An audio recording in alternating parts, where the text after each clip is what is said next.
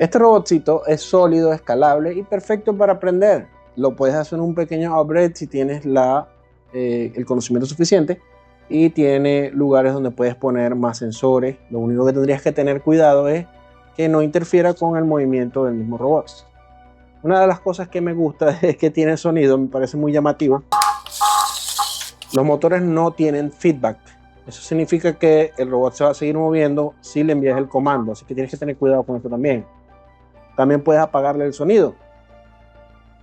Una de las cosas que tienen que tener cuidado es con los cables. Estos cables deberían estar fijos de alguna forma, porque en el movimiento podrías cortar su continuidad. Podrías usar algo de cinta aisladora o tie wraps o zip ties para mantenerlos en su sitio.